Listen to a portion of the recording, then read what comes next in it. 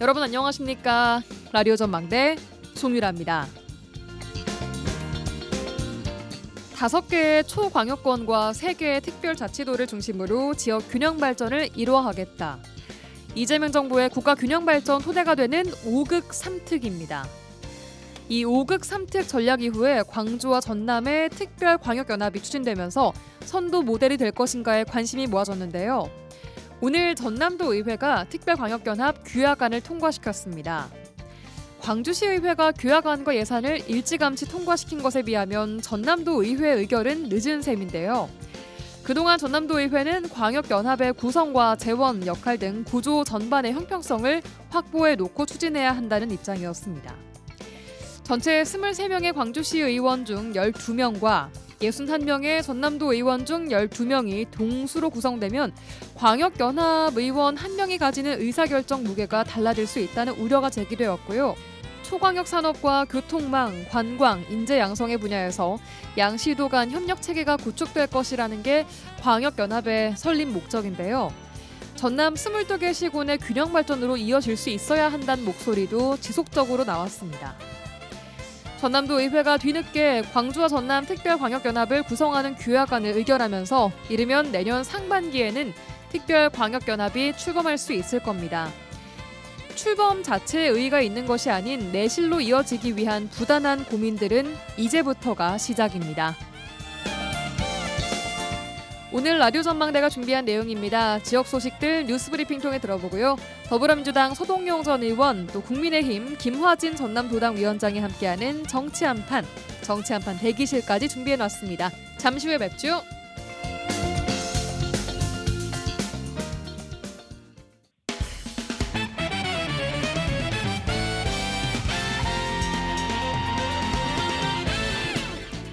라디오 전망대 12월 16일 화요일 순서 출발합니다. 지역 뉴스부터 정리해보겠습니다. 뉴스브리핑 여성신문의 장봉현 기자와 함께합니다. 나와 계십니까? 네, 안녕하세요. 장봉현입니다. 네, 안녕하세요. 네. 첫 뉴스입니다. 국내 철강 산업의 경쟁력을 강화하고 탄소 중립 전환을 지원하는 K스틸법 국회를 통과한 지가 이제 한 2주 정도 지났습니다. 네. 지역에서는 현실적인 시행령을 세워달라는 요구가 나오고 있다고요? 네, 그렇습니다. 광양과 경북, 포항, 충남 당진의 단체장들이 지난 10일 국회에서 기자회견을 열고 K스틸법의 실질적인 지원책을 담은 시행령이 마련돼야 한다고 요구를 했습니다. 예. 아시겠지만 광양과 포항 당진은 우리나라를 대표하는 철강 도시인데요. 지난해 기준으로 이들 도시가 국내 조광 생산 93%를 담당을 했습니다. 예. 광양이 이 중에서 가장 비율이 높은 거고요. 네. 이들 도시 단체장들은 대미 철강 제품 관세 재협상 및 K스틸법 실질적인 시행령 마련을 위한 여야정 범정부 차원의 공동 대응 호소문을 발표를 했습니다. 네. 이 호소문을 통해서 자동차, 조선, 철강, 건설 등 주요 산업의 핵심 소재를 공급하는 철강 산업은 국가 기관 산업이라는 점을 강조를 했는데요. 네. 이 글로벌 경기 둔화와 미국의 고율 관세 조치가 겹치면서 타격이 커지고 있기 때문입니다. 네. 지난 10월 기준 철강 제품 수출은 지난해 같은 기간 대비 광양이 10.9%, 포항이 28.4%가 감소하는 등 감소폭이 확대되는 그런 상황이거든요. 예. 특히 지난 10월 말 한미 관세 협상 타결에서 국내 철강 제품에 대한 관세율이 기존 50%로 유지가 되면서 업계 위기감도 높아지고 있습니다. 네, 이 때문에 이번 위기를 국가 경제 전반을 좀 위협하는 중대 상황으로 보고 새 도시가 대응책을 요구하고 있는 거군요. 네, 그렇습니다. 새 도시는 국회와 정부의 대미 재협상을 포함한 범정부 대응 전략 마련, K스틸법 시행령의 지역 의견 반영, 또 실질적 지원책 포함을 해달라고 건의를 했고요. 이 밖에도 산업 고용위기 선제 대응 지역 지정 등 3대 정책 과제를 요구를 했습니다. 우선 외교부, 산업부 등 정부 부처가 공동 대응 체계를 구축해서 대미 협상 전략을 조속히 마련해 달라고 촉구를 했습니다. 예. 또 K스틸법 시행령에 기업 전기요금 부담 완화, 탄소 중립 투자 지원, 철강 인프라 확충에 대한 국비 반영 등 실효성 있는 내용이 반드시 반영돼야 한다. 그렇게 강조를 했습니다. 네. 당장 가장 필요하다고 했던 산업용 전기료 문제가 이번 K스틸법에 빠져 있었는데 이를 좀 지적을 한 거군요. 네, 맞습니다. 전기료 비중이 높은 중견, 중소 제강사 같은 경우는 전력비가 원가의 30에서 40%를 차지하고 있다고 하거든요. 그리고 예. 광양제철소 같은 경우도 내년부터 전기로를 탄소 중립 때문에 많이 가동할 계획이거든요. 예. 무엇보다도 저탄소 공정 전환이 이루어질수록 전력 수요가 더 커집니다. 음. 그렇지만 그 전기료 부담을 완화할 장치가 없다는 거죠. 유럽과 일본 같은 경우는 별도 전력 정책을 운영을 하면서 비용 부담을 조절하고 있는데 우리나라만 예외가 된다면 국내 철강이 글로벌 경쟁에서 밀릴 수밖에 없다. 그렇게 우려를 하고 있습니다. 예. 철강 산업 K스틸법 관련된 얘기 좀 해봤고요. 석유화학 관련된 이야기도 해보겠습니다. 석유화학 업계에서 사업 재편안을 제출해라라고 요구를 받은 지 이제 시간이 좀 지나서 곧 제출을 해야 할 시한 다가오지 않습니까? 네, 맞습니다. 정부가 자율 석유화학 사업 재편안 제출 시한으로 명시한 연말이 다가오면서 기업 간 구조조정 논의가 막바지에 접어들고 있습니다. 네. 여수산단에서 NCC 생산 규모가 가장 큰 여천 NCC는 나프타 분해 시설 설비 감축 논의 후 이르면 이번 주 중으로 사업 재편안 초안을 확정 지을 것으로 그런 전망들이 나오고 있거든요. 예. 여천 NCC는 공동 대주주인 한화솔루션과 DL케미칼 간의 논의가 평행선을 달리면서 합의가 현재 지금 늦어지고 있는 그런 모양새입니다. 여천 NCC가 보유한 1, 2, 3공장 가운데 3공장이 47만 톤 규모인데 3공장은 지난 8월 가동을 중단한 상태입니다. 예. 사업성을 낮게 보고 더 강한 구조조정을 원하는 DL 측은 1공장까지 닫자는 입장이지만 하나 측 같은 경우는 DL 측의 주장일 뿐 아직 합의된 바가 없다. 그렇게 평행선을 지금 달리고 있는 그런 반응이거든요. 그렇군요. 아무튼 그 정부가 제시한 석유화학 사업 재편안 제출이 이제 보름 정도밖에 남아있지 않은 상황에서 여천 NCC는 복잡한 지배구조 탓에 감축량 결정이 쉽지 않은 것으로 보이는데 그래도 업계에서는 다음 주까지는 아마 결정되지 않겠냐 그렇게 지금 보고 있습니다. 그렇군요. 여천 NCC의 상황 이렇고 다른 기업들의 움직임도 좀 살펴주시죠. 네, 여수 국가산단 기업의 그 주축인 LG화학과 GS칼텍스는 시설 통폐합 논의가 사실상 마무리 단계인 것으로 전해졌습니다. 네. 노후 설비를 보유한 LG화학과 최신 설비를 갖춘 GX칼텍스가 합작 법인을 세우고 LG 측 설비를 폐쇄하는 방안을 검토하고 있는 것으로 알려졌는데요. 네. 그래서 조만간에 여기도 마찬가지로 발표가 될 것 같고요. 어허. 앞서 정부는 연말을 넘긴 기업에는 지원을 하지 않겠다 그렇게 선언을 했었는데 예. 산업통상부는 가능한 이번 주 중 구체적인 재편안의 초안을 제출하라 그렇게 요구한 것으로 알려졌습니다. 예. 이렇게 이제 마감 시한을 남겨두고 석유화학 업계 전반의 움직임도 더욱더 분주해지고 있는 그런 모양새죠. 네, 오늘이 16일이니까 사실 연말까지 보름밖에 남지 않은 상황이어서 좀 기업들의 움직임 빨라질 수밖에 없고 또 어떻게 결정을 할지도 관심 있게 좀 지켜봐야 될 것 같습니다. 여기까지 듣겠습니다. 여성신문의 장봉현 기자와 함께 뉴스 브리핑 알아봤습니다. 고맙습니다. 네, 고맙습니다.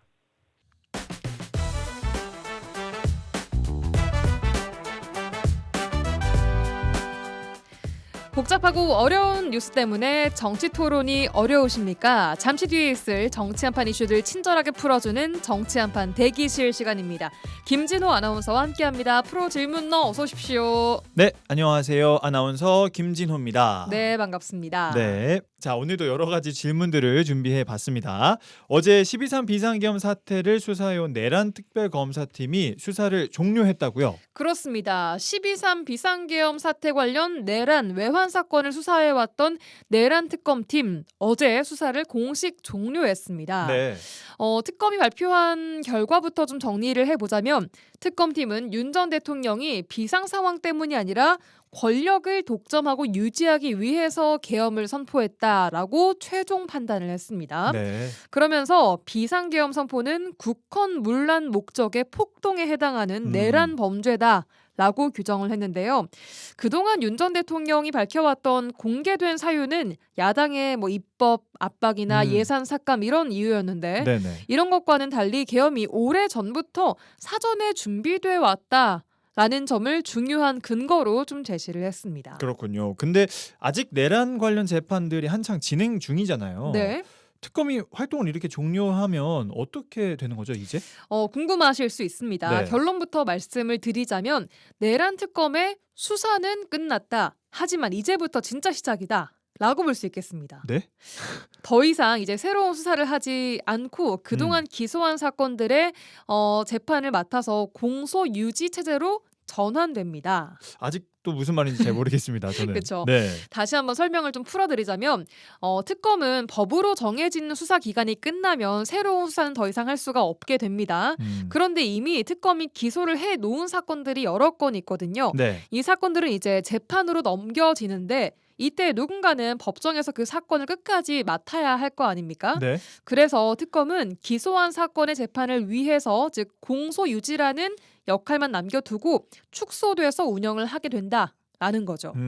결국 이 12.3 비상계엄이 형법상 내란이냐 아니냐를 따져야 할 공은 이제 법원으로 넘어갔다고 볼 수 있겠습니다. 네. 그래서 이번 내란 특검 수사 종료는 사건의 끝이 아니라 사법적 판단이 본격적으로 이제 시작되는 출발선에 있다라고 보시면 되겠습니다.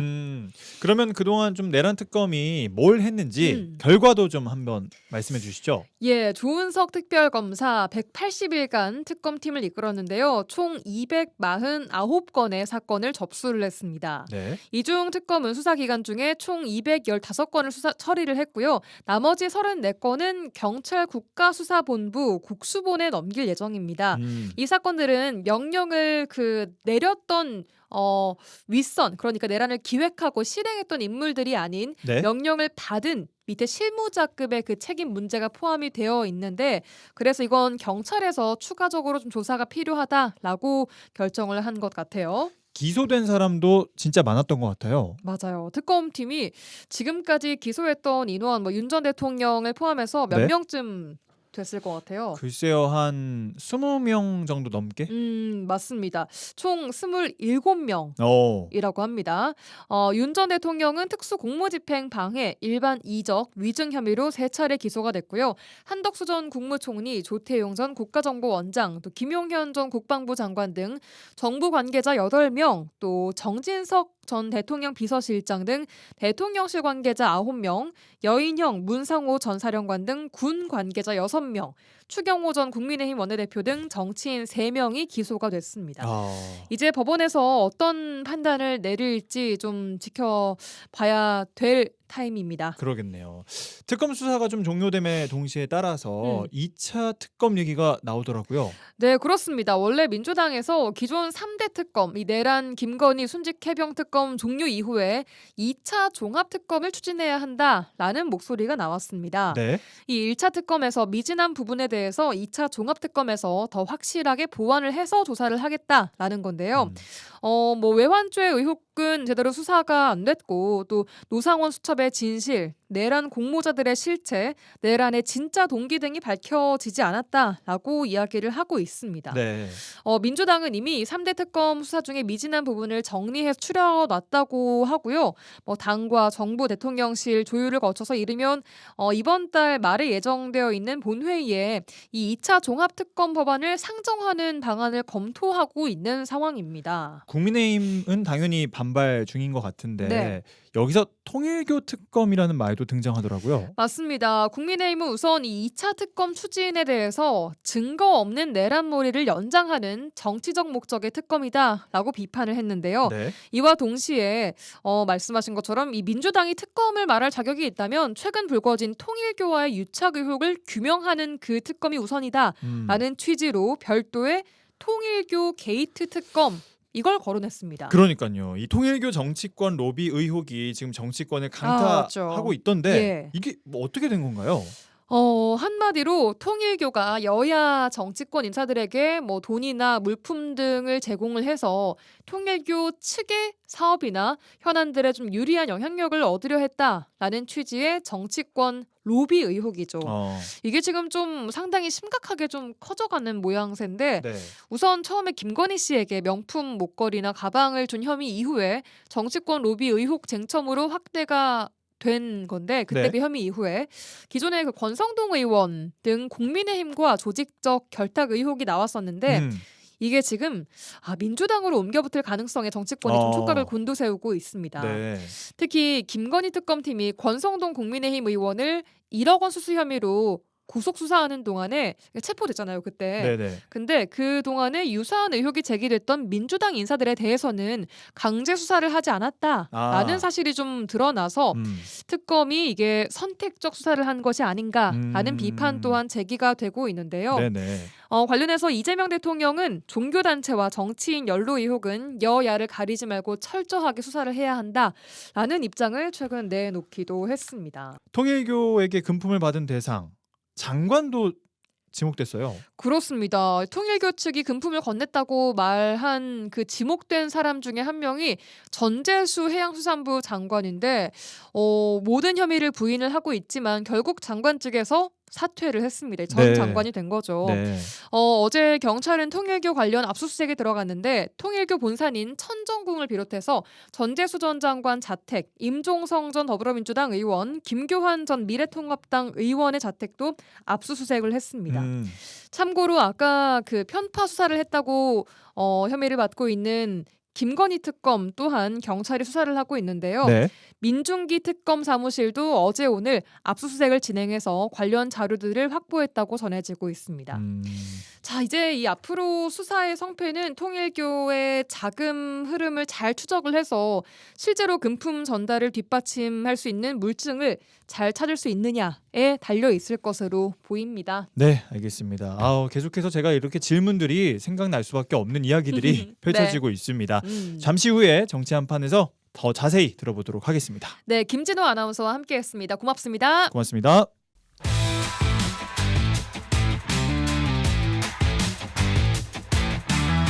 라디오 전망대 정치 한판.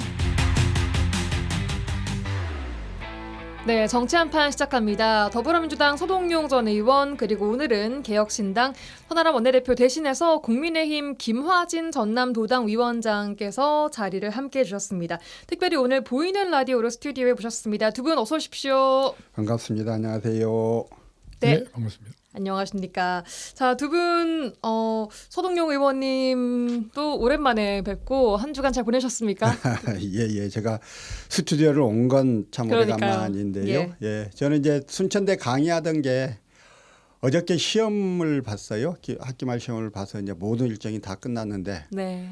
그래도 어제 이제 가지고 와서 채점을 좀 해봤더니 제법 많이 맞히는 학생들도 있고 그래서 좀 다행이다 그런 생각하고 있습니다. 학생들이 공부를 열심히 했구나. 그러게요. 예. 내가 강의력이 너무 좋았구나. 뭐 그러지는 않았을 텐데 열심히 해준 친구들이 있어서 고맙게 생각하고 있습니다. 예, 고생 많으셨네요 한 학기 동안. 아이고, 예. 예, 김화진 위원장님은 상당히 또 오랜만에 뵙습니다. 살짝 오랜만에 방송 출연이셔서 긴장하신 건가? 표정이 약간 좀 굳어계신 것 같은데. 지금 장거리 예. 오늘하고 또 오늘 오전에 여성위원회 청년위원회 발대식이 있었어요. 예. 그래서 또 긴급하게 천하람 의원이 못 나온다고 그래서 얼마나 바쁜가 그래도 또 우리 여수 발전을 위해서 저라도 불러주시니 감사합니다. 예, 오늘도 두 분의 토론 또 기대해 보도록 하겠습니다. 자, 먼저 이제 조은석 내란 특검 최종 수사 결과 관련된 내용부터 살펴볼 텐데요. 내란 특검팀이 어제 국헌문란의 목적의 폭동에 해당하는 내란 범죄에 해당한다 라면서 이제 이 계엄 최종 결론을 좀 냈습니다. 이 결과 어떻게 지켜보셨습니까? 먼저 서 의원님. 일단 그동안은 이제 여러 사람들을 특검이 기소해서 재판이 진행 중이기 때문에 특검의 활동 사항들은 내용적으로는 좀 알고 있었던 부분이잖아요. 근데 어제 이제 종합 수사 결과 발표를 하는 걸 보고 사실 좀 놀란 것들은 있었어요. 우선 부분이요? 그 무력으로 권력을 독점하고 그 독점을 유지하고 정치적인 반대 세력을 제거하려는 의도에서 비상계엄을 선포한 거다라고 하는 판단을 내렸고 또 이제 제가 놀랐던 건 2023년 10월 이전부터 비상계엄 선포를 준비했었다는 내용, 그리고 취임 초기인 2022년부터 비상대권 운운하며 뭐 이러저런 이야기를 했다는 내용, 그리고 이렇게 좀 비상계엄 이 내란 행위가 가능했던 원인 중에 하나로 대통령실이 국방부가 있는 용산으로 옮겨가면서 대통령하고 군 지휘부가 같은 공간에서 이렇게 예. 근무하게 되면서 서로 그 좀 밀착되는 이런 여건이 조성됐다는 것도 내란을 일으키는데 큰 영향을 미친 것 같다. 뭐 이제 이런 부분들에 대한 이야기를 보고 많이 좀 놀랐었고요. 네. 그리고 우리는 다 이제 그 내란이 총선 결과에 충격을 받고 그랬다고 했는데 이제 특검은 그렇지 않다.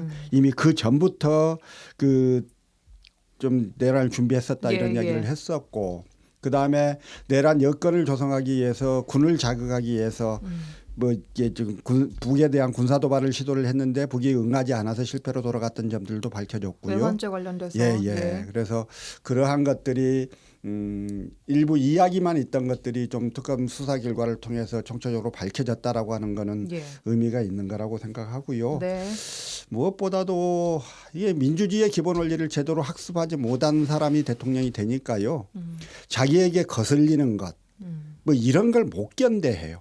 그래서 자기한테 갖고 있는 권한이 있으면 모든 걸 써서 뭐 때려잡겠다 뭐 이런 인식을 갖고 있는 사람이 대통령이 돼서 결국 너무 큰 권한이 주어지니까 이런 사고 중에 큰 사고를 친 게 아닌가 하는 생각이 들었습니다. 예. 좀 대체적으로 놀랐다라고 표현 주셨는데요.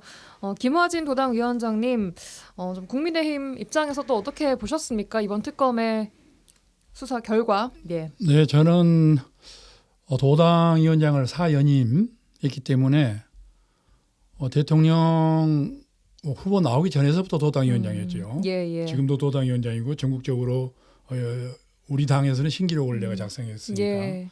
그러나 한 번도 그런 것을 저희들이 낌새를 눈치를 챈 적도 없고 들어본 적도 없었는데 특검이 그 정도 얘기한 걸 보고 그랬다면 상당히 문제가 있지 않는가라는 걸 많이 생각했고 정권이라는 것은 국민의 안전과 복리 정진을 위한 것이지 정권이 반대파를 제거한다거나 그리고 또한 그 없는 일을 만들어낸다 하는 것은 과거에 전두환 노태우 군사정권에 있었던 것이지 최근에 그러한 것이 있었다라는 것 자체는 같은 당이었지만서도 이건 문제가 있었다.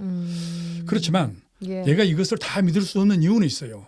요즘에 특검이 특검 나와야 되는데 어찌 보면 민주당 또 정권의 하수인 역할을 하는 것이 하나하나 드러나고 있단 말이죠. 특검이. 그래서 특검을 특검하라는 소리까지 나오는 걸 보면은 자 지금이라도 특검은 본연의 임무에 들어가서 국민을 위해 정확한 원칙에 의한 것들을 밝혀줘야지 입맛에 맞는 특검을 한다면은 국민들이 이제는 믿지 않는다. 요즘엔 워낙 많은 채널을 국민들이 접하기 때문에 그렇지 않습니까? 나중에 뭐 나올 것 같습니다만은 통역 게이트 문제만 해도 일방적으로 지금 조사를 하고 있단 말이죠. 그래서 특검이 좀 특검 나와야 된다. 그리고 내란을 지금 뭐 정해서 기정사실화했는데 그것 또한 재판의 과정을 지켜봐야 될 것이다. 저 그걸 믿지 않는 건 아니에요.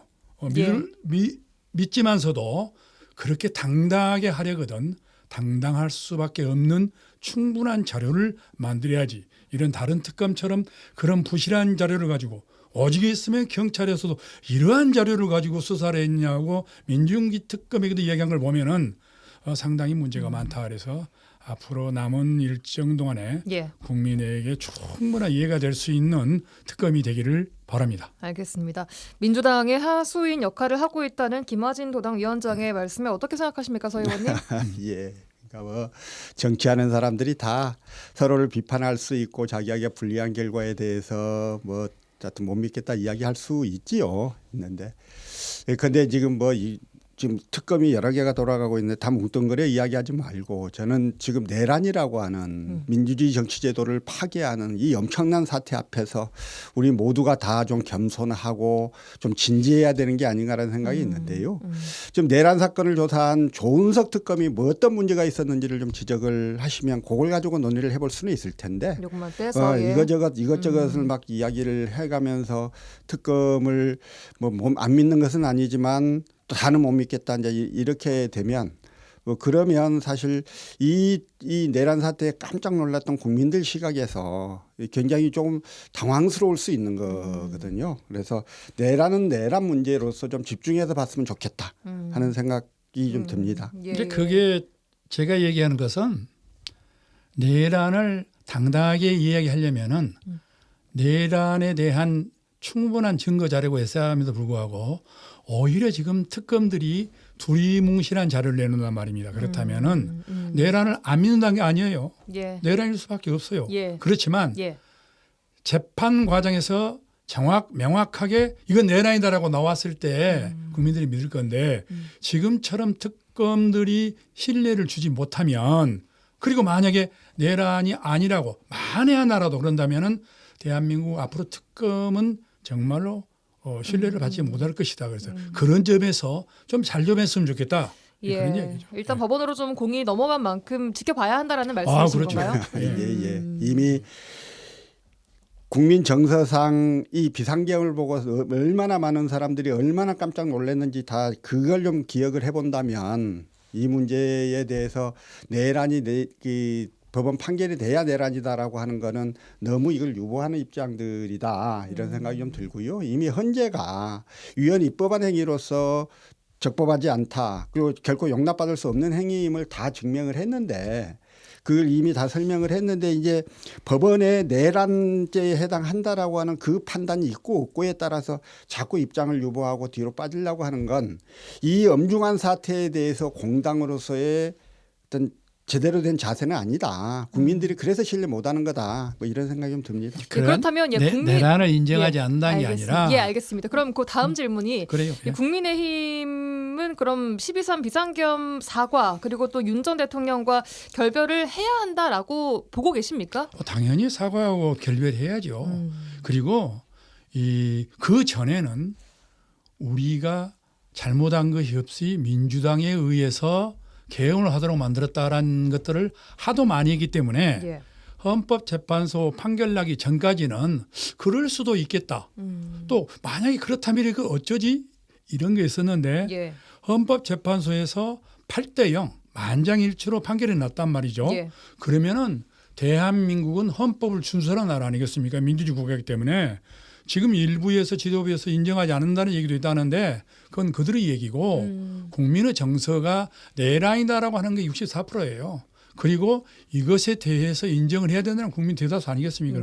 이 민주 정치라는 것은 국민의 정서하고 함께 가는 정당 정치란 말이죠. 그래서 저는 사과해야 되고 100번 1000번 사과해야 되고 결별도 해야 한다. 당연히 결별해야죠. 네, 그렇죠. 알겠습니다.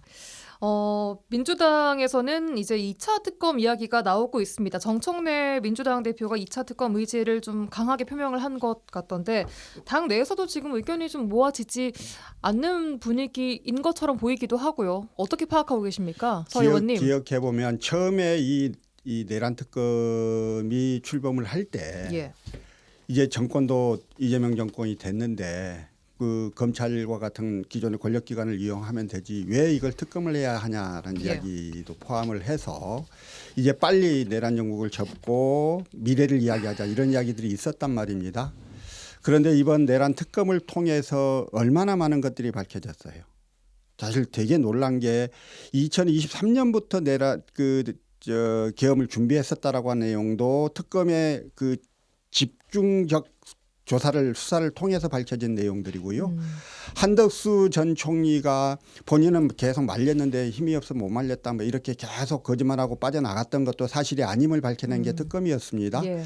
그렇게 보면 특검의 필요성이라고 하는 거는 이제 증명이 된 거다 예. 하는 생각은 좀 분명히 들고요.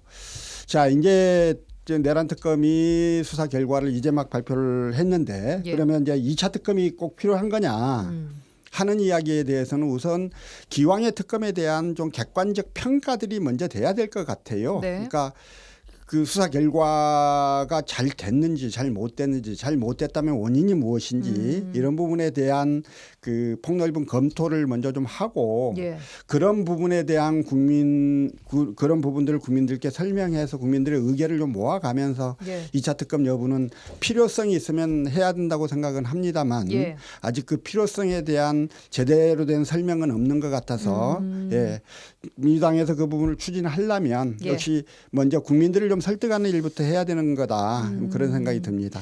예, 한편 이 국민의힘에서는 아까 잠깐 말씀 주셨는데 김화진 도당 위원장께서 민주당이 특검을 얘기를 하려면 책임 불거졌던 그 통일교와의 유착 의혹을 규명하는 특검이 우선이다라는 취지를 좀 밝혀왔습니다. 통일교 게이트 특검을 거론하기도 했는데 이 민주당이 2차 특검을 하겠다라고 하면서도 이 국민의힘에 대한 이 통일교 특검 얘기에는 좀 일축을 하고 있습니다. 두 분 어떻게 생각하십니까? 김화진 위원장님. 대통령께서 특정한 종교 이름은 밝히진 않았지만 종교 탄압할 정도의 발언을 한 번 한 적이 있어요. 종교를 해산할 수도 있다. 지금 내가 생각해 보니 그게 통일교 같더라고요.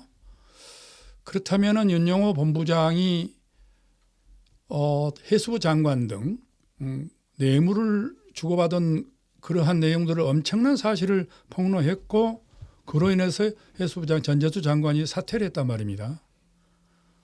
아인슈타인 굴뚝에 뭐 연기 나겠으면 그 외에 많은 분들이 연루돼 있었어요. 국민의힘도 마찬가지고. 그런데 그게 지난 뭐 8월부터 진즉 수사 과정에서 드러났던 건데 민주당에 관련된 사안들은 모두 덮어버리고 특검에서. 그렇죠. 국민의힘 권성동 의원은 구속 지금 중에 있고 그에 많은 사람들에 대해서는 지금 앞으로 수사 절차가 또 남아있단 말이죠. 이것을 국민들이 봤을 때 예. 아무리 엄청난 다수당의 힘을 가지고 있는 특검 민주당이나 여권이라고 할지라도 예. 자기들에게 불리한 것은 감추고 자기들에게 유리한 것만 하려고 한다.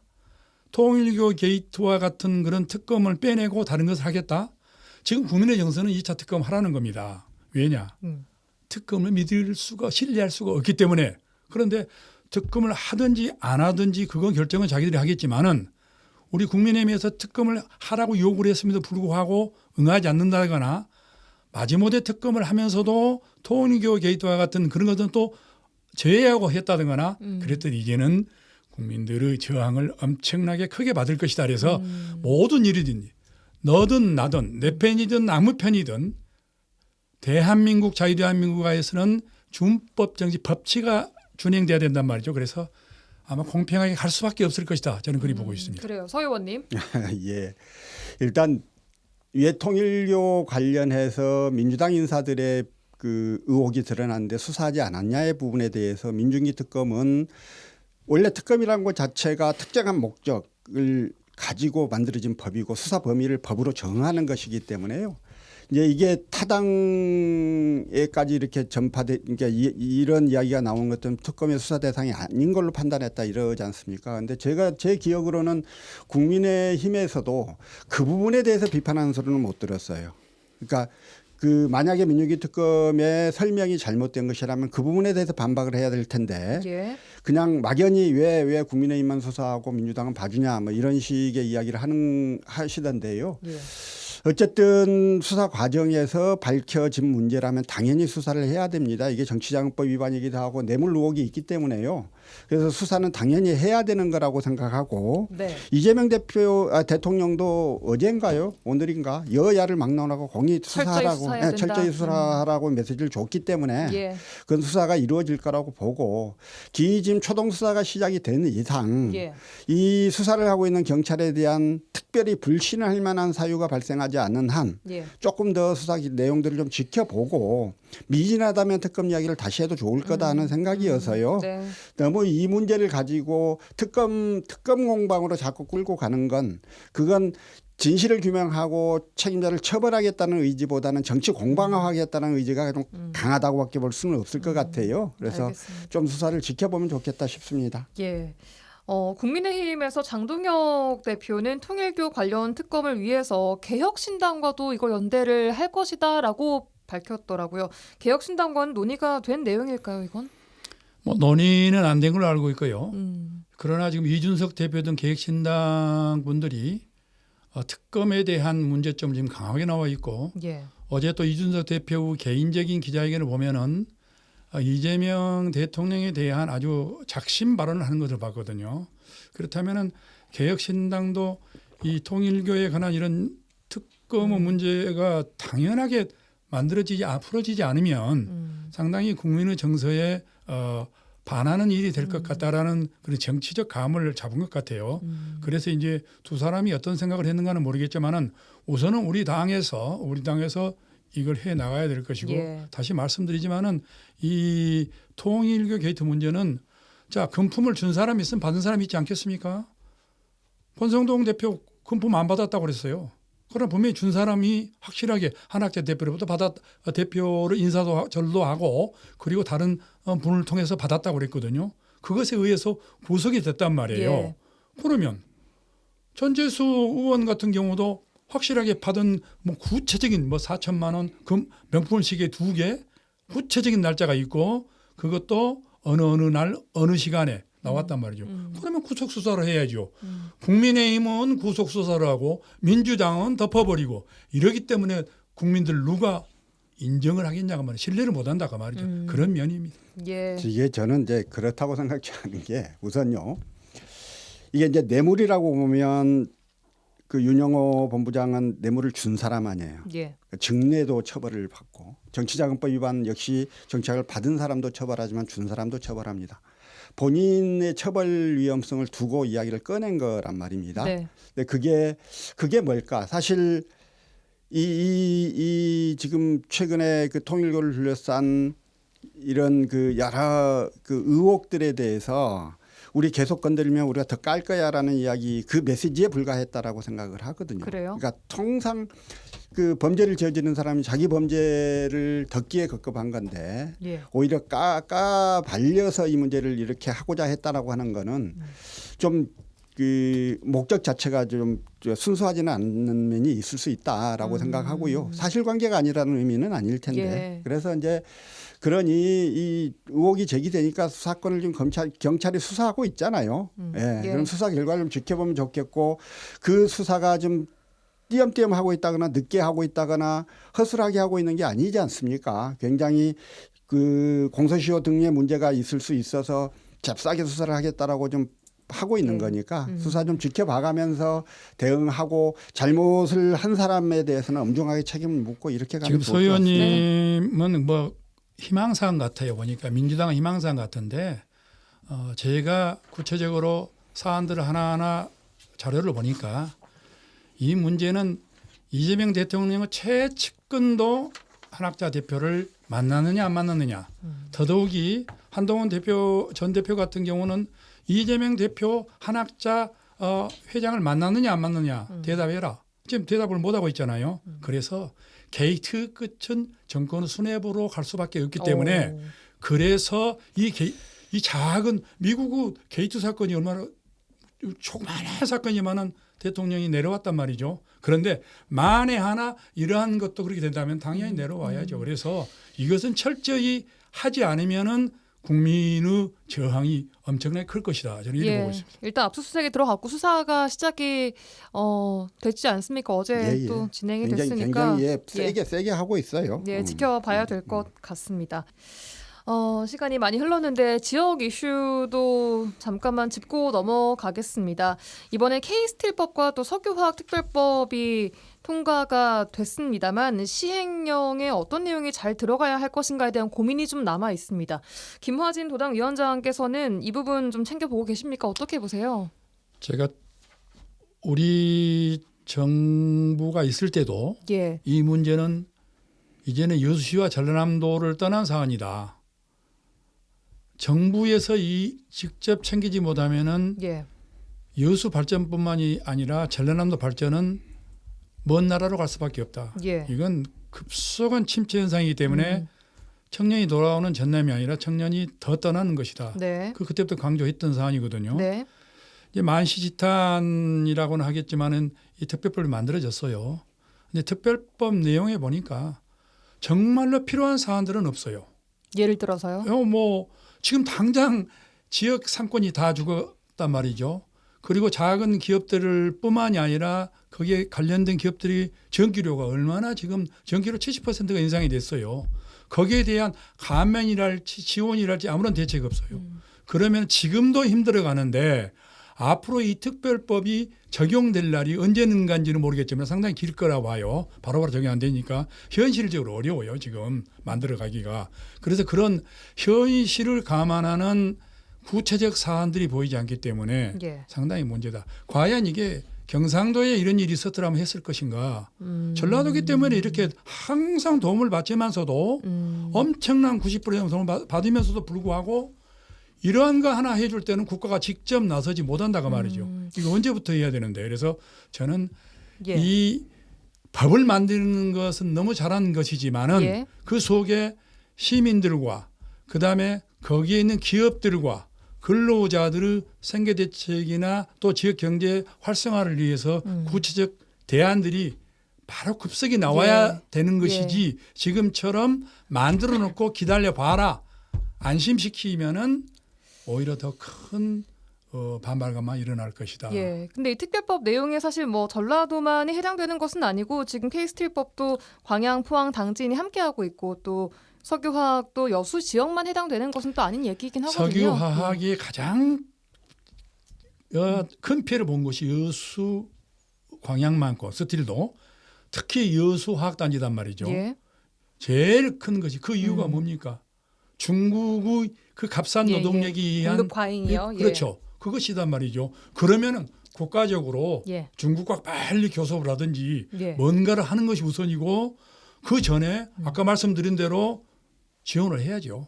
시행령에 그런 내용들이 좀 잘 당연히 들어갔어야죠. 그런데 그게 보이지 않더라고요. 예. 예.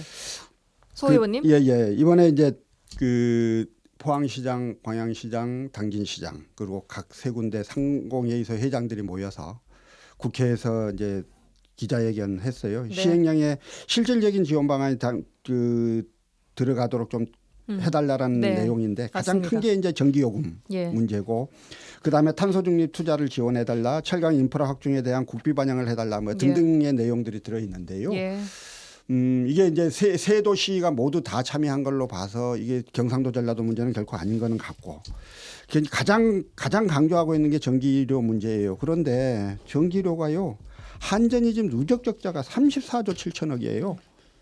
연 이자 부담만 4조 원씩 내고 지금 하고 있어요. 지금 그래서 이것 때문에 이 문제를 해결하려고 그 전기요금을 105원에서 185원으로 좀 이렇게 인상을 한 거고 이것 때문에 지금 철강업체가 다 부담스러운 건 사실인데 예. 모든 산업들이 다 공동으로 겪는 어려움들입니다. 그런데 이걸 철강에 대해서만 전기를 내려달라고 하는 게 얼마나 설득력 있고 국민들이 동의해 줄 수 있을까 하는 점은 조금 우려스러운 지점이 있습니다. 여러 가지 이제 법만 가지고 지금 이 철강업계가 갖고 있는 현실적 어려움 그리고 장래에 그 예상되는 이 기후위기 시대의 탄소 중립 철강 기술로의 전환 이런 문제를 이 법만 가지고 해결할 수 없는 건 당연합니다. 예. 여러 가지 그 법은 법대로 잘 진행을 하되 사회적 논의와 또 필요한 것들을 국가와 지자체 그리고 기업들이 서로 협의해서 잘 준비해 들어가는 좀 지혜로운 대처들이 필요할 건데요. 지금 전라남도의 경우 그런 부분들에 대한 노력들이 좀 부족하다. 그래서 좀 그런 아쉬움이 큽니다. 알겠습니다. 저 오늘 시간 관계상 여기까지 좀 들어야 될 것 같습니다. 자, 지금까지 정치 한판 더불어민주당 서동용 전 의원, 국민의힘 김화진 전남도당 위원장과 함께 해봤습니다. 다음에 또 두 분 모시겠습니다. 고맙습니다. 수고하셨습니다. 감사합니다. 네.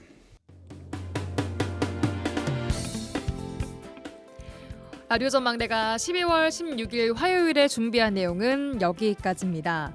자, 오늘 대체로 흐린 가운데 기온은 평년보다 조금 높았는데요. 내일도 오늘과 비슷한 날씨 보이겠습니다. 다만 아침 기온이 조금 크게 오릅니다. 여수가 8도, 순천은 5도로 출발해서 오늘보다 4에서 6도가량이 좀 높아지겠고요. 한낮 기온은 최고 11도 보이겠습니다. 내일 돌아오겠습니다. 구성 이선화 연출 송유라였습니다. 고맙습니다.